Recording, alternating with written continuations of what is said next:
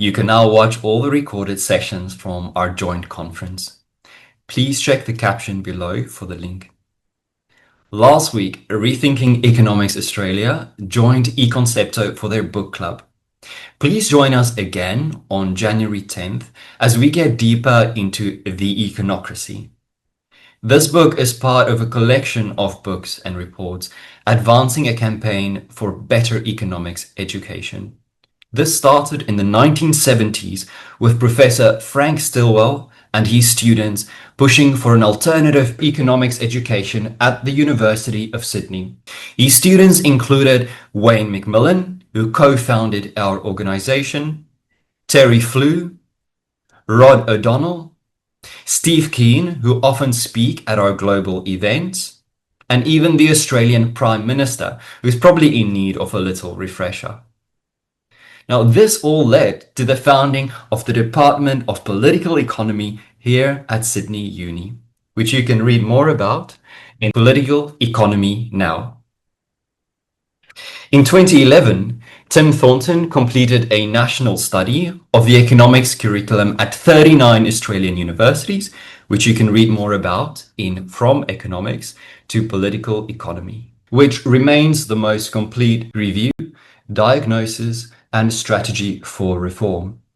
The econocracy came a year later, associated with students at Manchester University and surveys carried out at 6 UK universities.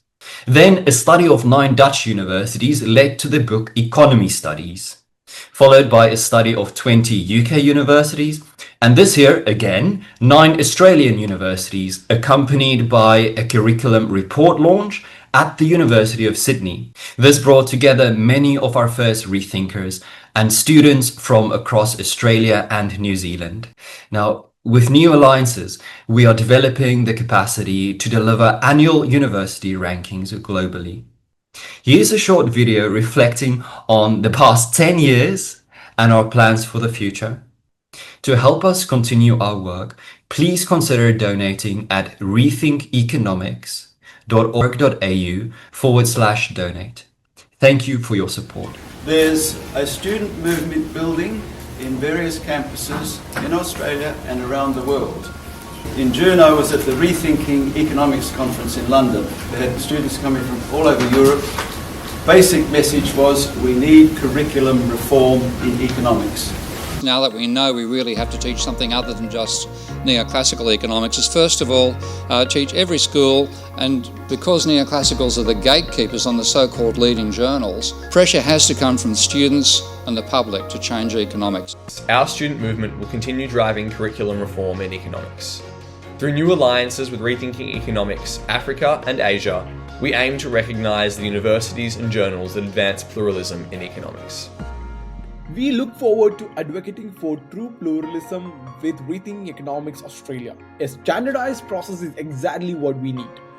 It will help us give exposure to universities who listen to their students. Together with Rethinking Economics groups in Africa and the Philippines, we need to deliver consistent reviews globally.